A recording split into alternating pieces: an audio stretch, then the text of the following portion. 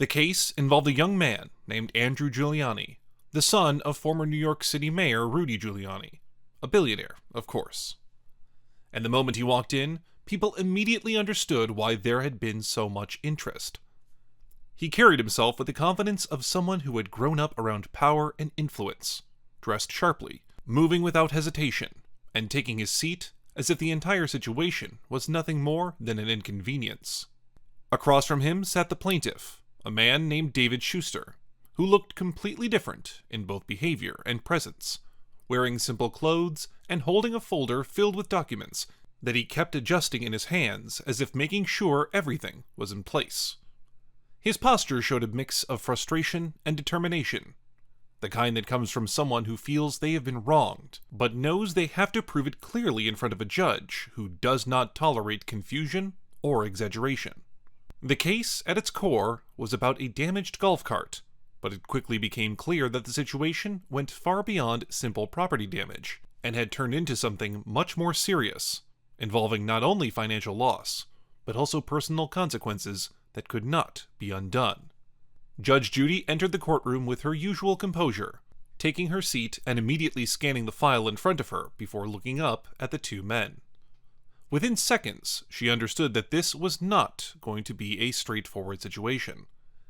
She began by confirming the basic details, stating that Mr. Schuster was suing Andrew Giuliani for damages related to a golf cart incident at a private club, and she asked him to explain what had happened in his own words, without unnecessary commentary. Schuster took a breath and began carefully, explaining that he worked at a private golf club where Andrew was a regular presence, and that on the day in question, Andrew had arrived with a group of friends and immediately began acting in a way that caught the attention of staff. He explained that Andrew had taken a golf cart without asking for permission, ignoring standard procedures that required authorization, and had driven off before anyone could properly intervene. He described how the cart had been handled aggressively from the start, with sharp turns, sudden acceleration, and behavior that made it clear the vehicle was not being used for its intended purpose. What began as reckless driving quickly escalated into something more dangerous when Andrew drove the cart into an area where staff members were working, an area that was not meant for carts to enter at all. At that point, Schuster's voice became more serious as he explained that one of the employees, a maintenance worker who had been standing nearby, was struck during the incident. The impact was not minor, and while it did not result in immediate life-threatening injuries, it caused damage that would affect the worker long-term, including a leg injury that made it difficult for him to continue working in the same capacity. As he spoke, Schuster occasionally glanced toward Andrew, not with anger, but with a level of disbelief that suggested the situation still did not feel real to him. He explained that after the collision, instead of showing concern or taking responsibility, Andrew treated the situation casually, brushing it off as if it had been nothing more than a mistake that did not require serious attention. Judge Judy listened without interrupting at first, allowing him to finish his explanation, but what happened next shifted the entire tone of the room. She turned her attention to Andrew, who had been sitting back in his chair with a faint smile that suggested he was not particularly concerned about how the story was being presented. She asked him directly whether he agreed with the description of events, and instead of giving a clear yes or no, he responded in a way that immediately changed the atmosphere. He said that the situation was being exaggerated, and that while there had been an incident, it was not nearly as serious as it was being described. He referred to the injury as minor, and suggested that the damage to the cart had been overstated, adding that everything had been blown out of proportion. His voice carried a level of casual dismissal that did not sit well with Judge Judy, who leaned forward slightly and asked him to be more precise, making it clear that vague answers were not going to be accepted in her courtroom. As the conversation continued, it became clear that Andrew was trying to minimize his responsibility by focusing on technicalities, suggesting that the cart had already been in less than perfect condition and that the employee may have been standing too close to the area where carts were being used. Judge Judy quickly stopped him and asked whether he had taken the cart without permission, and after a brief pause, he admitted that he had not formally checked it out. She then asked whether he had been driving the cart at the time of the incident, and when he confirmed that he had, She followed up by asking whether he had been using it in a manner consistent with the rules of the club. There was a brief pause before he answered, and that pause did not go unnoticed.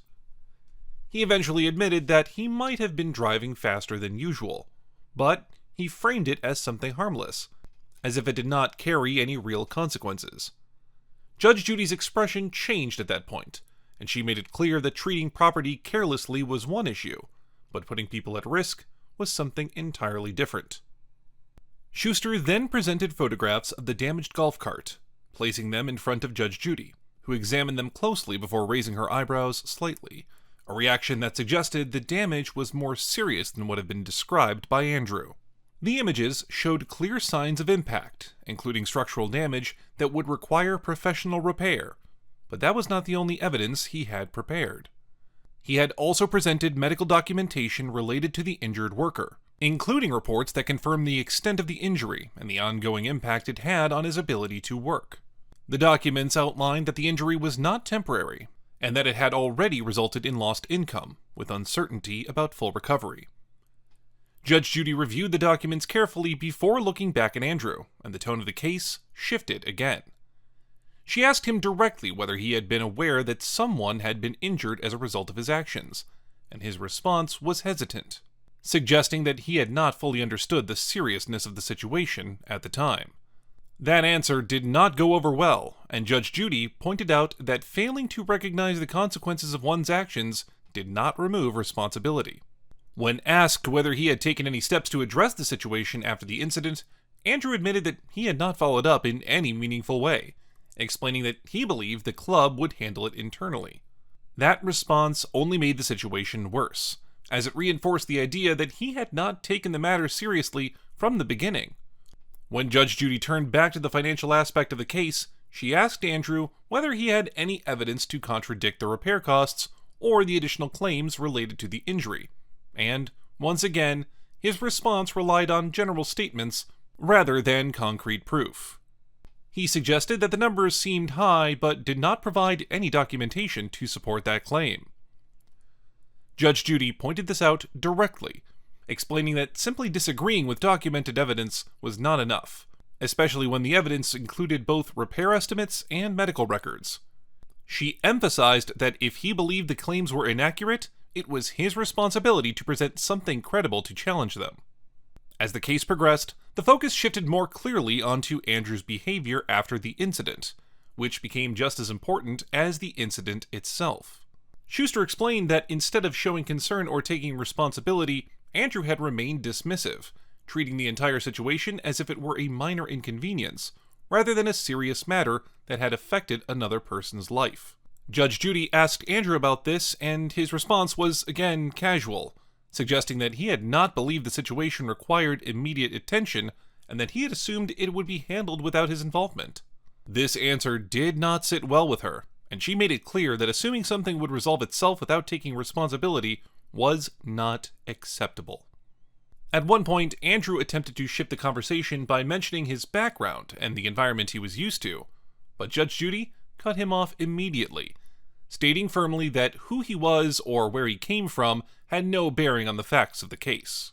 She explained that the courtroom did not operate on status and that responsibility applied equally to everyone. The audience remained completely engaged as the exchange continued, because it was becoming clear that Andrew was not used to being held accountable in this way, and Judge Judy was not allowing any room for deflection. Every time he tried to downplay the situation, she brought the focus back to the facts, keeping the discussion grounded and direct. Schuster, on the other hand, became more confident as the case went on, speaking clearly and directly as he answered questions, and it was evident that he had prepared thoroughly for this moment. His consistency worked in his favor, reinforcing the credibility of everything he had presented. The turning point came when Judge Judy summarized the situation in a clear and structured way, laying out the sequence of events without leaving room for interpretation. She stated that Andrew had taken the golf cart without permission, had driven it recklessly, had entered a restricted area, had caused damage to the vehicle, and had injured an employee in the process. She then asked him whether there was anything in that summary that he disagreed with. For the first time since the case began, Andrew did not respond immediately. He hesitated, and when he finally spoke, his answer lacked the confidence he had shown earlier. That hesitation was enough for Judge Judy to make her conclusion. She explained that the situation was not complicated, and that when someone's actions resulted in both property damage and personal injury, the responsibility was clear.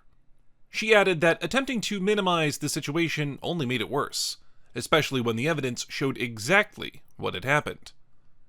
Her tone remained calm but firm as she delivered her decision, ruling in favor of Schuster and ordering Andrew to pay the full amount of the damages, including the cost of repairs and the documented losses connected to the injury. She also addressed his behavior throughout the case, making it clear that accountability was not optional, and that ignoring the consequences of one's actions did not make them disappear. The reaction in the courtroom was quiet, but noticeable, with a shift in atmosphere as the outcome settled in. Andrew nodded slightly, but the confidence he had shown at the beginning was no longer there. As he gathered his things, it was clear that the situation had not gone the way he expected. Schuster remained composed, acknowledging the decision before stepping away, and there was a sense that the outcome had brought a level of closure, not only for the damage itself, but for everything that had followed after it. But what came next made that situation look simple. The same kind of entitlement showed up again, only this time, things went even further out of control. His name was Jason Heller, the son of a wealthy investment executive whose name carried influence in business circles, and even before he spoke, it was clear that he was used to operating in environments where his decisions were rarely questioned. He stood straight, hands resting casually on the table, occasionally glancing around the courtroom with an expression that suggested he did not see this situation as something serious. Across from him stood the plaintiff, a woman named Karen Mitchell, a former personal assistant who had worked directly under Jason for several months. She looked composed but tense, holding a file filled with printed messages, payment records, and written agreements that she had carefully prepared. Unlike the previous case, this situation was not about property damage or a failed event. This case was about money, promises, and a working relationship that had ended in a way that left serious consequences. Judge Judy entered the courtroom, took her seat, and reviewed the file briefly before looking up and confirming the details. But as she scanned the numbers again, her expression shifted slightly. She stated that Karen Mitchell was suing Jason Heller for unpaid wages, breach of verbal agreement, and additional compensation tied to work that had never been properly settled. And the amount being claimed was not just significant, it had reached a level that immediately raised concern in the courtroom. It covered several months of unpaid work along with extensive additional duties, all of which had been carried out without proper compensation, turning what should have been a straightforward job into a situation that had clearly gone far beyond anything originally agreed.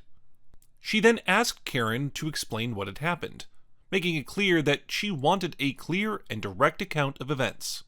And what comes next? The explanation of odd events. Karen began by explaining that she had been hired by Jason as a personal assistant during a period when he was managing multiple business projects and needed someone to handle scheduling, travel arrangements, and daily coordination. She stated that the job had started normally, with clear expectations and an agreed monthly payment, and that for the first few weeks, everything had been handled professionally. However, she explained that the situation began to change as Jason started placing increasing demands on her time, pushing her far beyond the limits of what she had originally agreed to. What began as simple scheduling quickly turned into handling personal errands at all hours, coordinating last-minute private gatherings for his friends, and dealing with sensitive financial transactions that she had never been trained for and had never formally accepted responsibility for. She described how the pressure kept building, with constant messages, urgent calls, and expectations that everything be handled immediately, leaving her in a position where saying no did not feel like an option anymore. She described how her working hours became unpredictable, often extending late into the night, with constant communication and last-minute instructions that required immediate attention. Despite this, she continued to do the work, believing that the additional effort would be recognized and compensated as promised. The issue began when payments started becoming inconsistent. Karen explained that after the first month, Jason delayed her salary, giving reasons related to ongoing business matters and assuring her that everything would be settled soon. She trusted his word and continued working. But as time went on, the delays became longer, and the excuses became more frequent. Judge Judy asked her directly how much she was owed, and she responded with a clear figure, supported by a breakdown of missed payments and additional work that had never been compensated. When Judge Judy turned to Jason and asked whether he agreed with any part of that claim, his response immediately shifted the tone of the case. He stated that Karen had been paid fairly for the work she had done and that any additional tasks she had taken on were voluntary. He suggested that she had misunderstood the nature of the job, and that there had never been any formal agreement for the extra responsibilities she was claiming. Judge Judy asked him whether there had been a clear salary agreement at the start, and he confirmed that there had been, but he insisted that any delays in payment were temporary and had been communicated. Karen responded by presenting a series of text messages and emails that told a different story. The messages showed repeated requests for payment, along with responses from Jason acknowledging the delays and promising to resolve them. Some messages included specific dates and amounts, clearly indicating that payment had not been made as agreed. Judge Judy reviewed the messages carefully before looking back at Jason and asking him to explain them. He hesitated before responding, then stated that the messages had been taken out of context and that the situation had been more complicated than it appeared. He attempted to shift the focus by questioning Karen's performance, suggesting that she had not always met expectations. That argument did not hold for long. Karen presented additional evidence, including detailed records of her work schedule, tasks completed, and instructions received, all of which showed a consistent pattern of responsibility that went far beyond a basic assistant role. The documentation made it clear that she had been working extensively and had fulfilled the duties expected of her. Judge Judy pointed this out directly, explaining that if someone was performing work under instruction, it was not voluntary, regardless of how it was described after the fact. As the case continued, the focus shifted to Jason's behavior during the working relationship. Karen explained that whenever she brought up payment, Jason would respond in a dismissive manner, often telling her not to worry and assuring her that everything would be handled later. She stated that these assurances had kept her working longer than she should have, trusting that the situation would eventually be resolved. Judge Judy asked Jason whether he had ever told her not to worry about payment, and after a brief pause, he admitted that he might have said something along those lines, but insisted that it was not meant as a guarantee. That response immediately drew a reaction. Judge Judy made it clear that telling someone not to worry about payment while continuing to assign them work created an expectation, and that expectation carried responsibility. At that point, Jason's tone began to change. He became more defensive, and this time it was not subtle. His voice rose sharply as he pushed back against the claim, but instead of stopping there, he suddenly stood up from his seat, clearly losing control of his composure.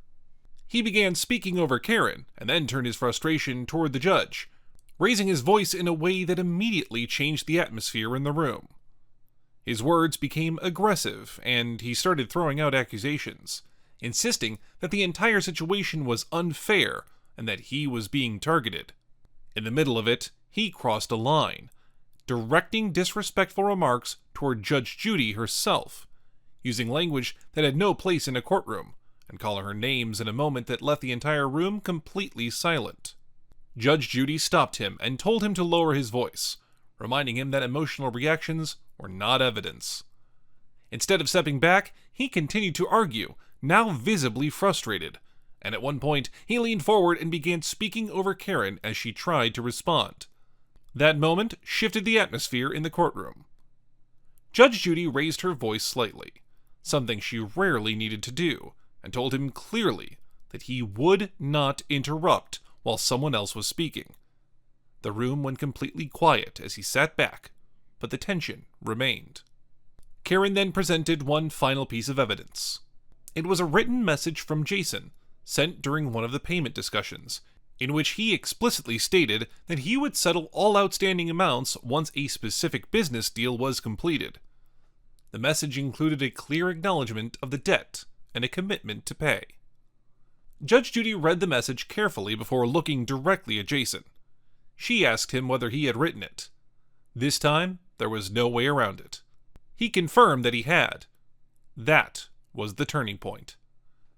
Judge Judy summarized the situation clearly, stating that there had been an agreement, that working had been performed, that payment had been delayed, and that there was written evidence confirming the obligation to pay. She added that attempts to redefine the situation after the fact did not change what had already been established. She then asked him one final time whether he had any factual evidence to dispute the claim. There was a pause. For the first time since the case began, he did not have an immediate response. His earlier confidence was gone, replaced by hesitation. Judge Judy delivered her decision without delay, ruling in favor of Karen Mitchell and ordering Jason Heller to pay the full amount owed, including the documented unpaid wages and additional compensation for the extended work that had been clearly proven. She also addressed his conduct, stating that expecting someone to continue working without proper payment was unacceptable, regardless of personal background or financial status. She made it clear that responsibility did not change based on who someone was. The courtroom remained still as the decision settled in. Jason nodded slightly, but the confidence he had shown at the beginning was no longer there, and as he gathered his belongings, it was clear that the outcome had not been what he expected. Karen remained composed, thanking Judge Judy briefly before stepping away, and there was a sense that the ruling had brought not only financial resolution, but also recognition of the effort she had put into her work. Judge Judy leaned back slightly in her chair, her expression calm and steady, as she looked over the courtroom one last time. She did not add anything unnecessary, because she did not need to. The decision was clear, and the message had been delivered. She then brought the session to a close in her usual composed manner, and as the gavel came down with the firm and final sound, it marked the end of a case that had shown how quickly confidence could fall apart when faced with clear evidence and accountability.